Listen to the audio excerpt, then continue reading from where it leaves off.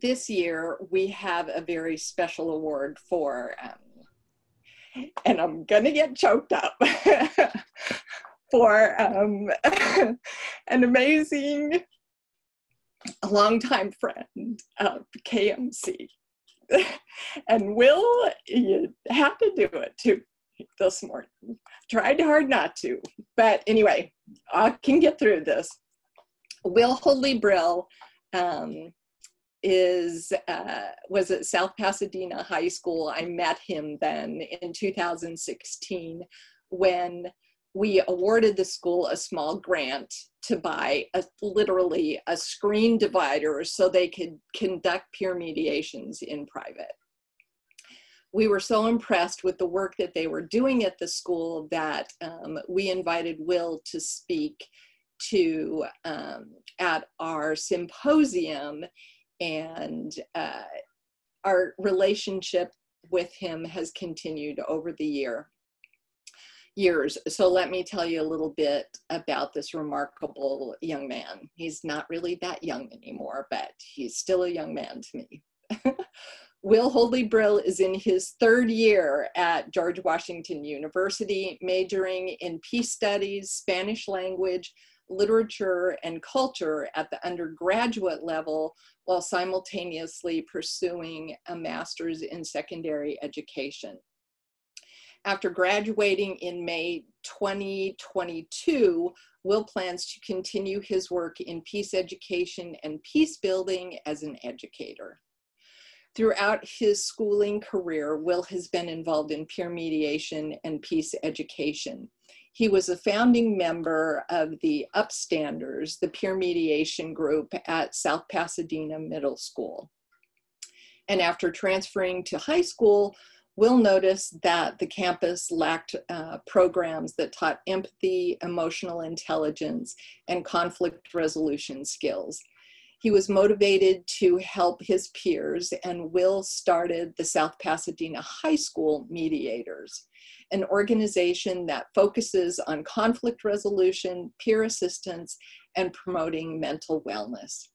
I am so proud to present a special award this year for lifetime contribution to peer mediation and peace to our friend, Will Hoadley-Brill. Thank you. Here's an obligatory demonstration of said award. I will now put it down because it's really heavy. I do not know where to begin, nor where to go, nor where to end. I have quite a lot to say. I think first of all, I'm going to say thank you. I'm going to say thank you to Sally, thank you to Anne, thank you to KMC, thank you to SCMA, thank you to everyone.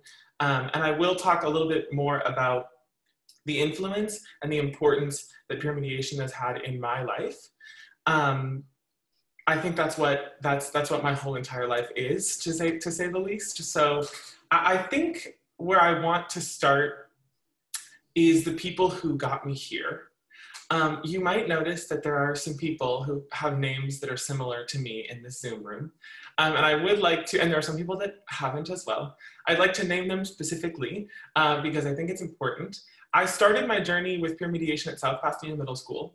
And the prompt for that was my associated student body, so like student government leadership advisor, approaching me and asking me very simply, do you want to help people? And I was like, well, who would say no to that? So I said yes. I found out that we were going to do peer mediation, and sort of the story goes from there. And that advisor was Mrs. Emily Williams. She's here. Hi, Ms. Williams.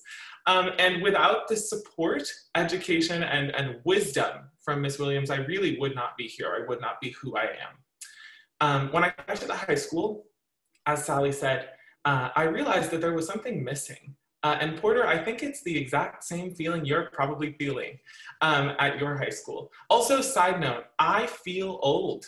After listening to Porter and Sane talk, I was like, wow, I'm so inspired by the youth. And then thought for a second, I was like, am I also the youth? Am I included? Anyway, so I got to my high school. I realized that there was something missing. And after I figured out that that something was probably going to take the form of a peer mediation program, I approached the staff at a staff meeting. I spoke to the entire staff at the high school and said, hey, I need help to do this. And I was speaking to a room full of adults that were like, what is this freshman talking about? And one staff member, who I actually met in middle school, took a chance on me. Miss Tracy Ishimaru, hi Miss Ishimaru, took a chance on me, and she, along with another counselor, agreed to be our advisors. And what we did, I'm gonna be a little bit braggy for one moment. What we did is we really constructed a program at the high school, a pillar at South Pasadena High School, that not only taught peer mediation skills and all of the crucial conflict resolution skills that come with it, but we also taught students how to really talk to one another, how to really listen to one another. And that program is still happening. Ms. Rama Kadri is the current advisor for that program. You saw her in the video, and they are doing amazing things. I have to say, things more impressive than we were able to do when I was there. So I am really, really happy about that. And then not lastly, and then at the high school, I'm not done yet, hold on. And then while I was at the high school, I was getting more involved with KMC. We received, I think, more than one grant from KMC. So thank you for that. You allowed us to build our programs. I met Mr. Jason Harper at a variety of different KMC events, along with Sally. Actually, Judge Judy, don't know if you remember, met you a really long time ago. I think I was in like 7th grade. So I know a lot of the people in this room, but what I realized at these KMC events is that us peer mediators at South Pasadena and South Pasadena High School are not just crazy people doing this alone. Sometimes when you are facing a system or you are facing a group of people who are doubtful, who are skeptical of the program that you are trying to introduce, the skills that you are trying to impart upon your peers, the confidence and capacity of leadership that comes with the assertion that these skills need to be taught, sometimes you feel kind of alone. You feel like you are facing this kind of by yourself. What Jason and Sally and Ann and Judge Judy and all the other peer mediators at the KMC events showed me, what they taught me, is the value in community. The value in being able to build a community in your vicinity, in your, whatever your very close and immediate community is, and a community that stretches across campuses, across cities, across counties, across countries, across the world. Because really, what it comes down to is community. And once we have a community that we can confide in, that we can talk to, that we can really solve conflicts with, that's when we're really able to make progress. Before I thank the last two people, I'm going to tell you the two things that I think everyone needs to know, and the two things that I think are the reasons that everyone should be a peer mediator. I don't care who your peers are, everyone should be a peer mediator. The first one is, and I've already talked about both of them, but I'll talk about them a little more explicitly. The first one is active listening. If you cannot listen to the people that are around you, if you cannot really talk and listen to somebody without thinking about what you're going to say in response, I don't really know where you can get from there. And that second one is community building. I know I already spoke a little bit about that, but the beautiful thing about community building, and something that we learned during this pandemic, is that we have no excuse anymore. We have no excuse to choose to remove ourselves from our communities, to remove ourselves from the people that we interact with directly and indirectly, because everything we do, everything we choose to do, does have an effect on those around us. And it even has an effect on people we don't know. Understanding our role in our community is something that peer mediation taught me. I finally understood that even though I was just a student, I had the capacity to really teach. I had the capacity to teach through learning. I had the capacity to teach through communicating and through assisting others with communication. None of this, literally, this is a literal one, none of this literally would have been possible without my parents, They're both, and just so you all know, she just recently got an iPhone, knows how to FaceTime. It's very impressive that she's here. So without my family, Kathleen and Leslie, hi, your cameras are off because it's okay, you don't have to turn them on, I understand.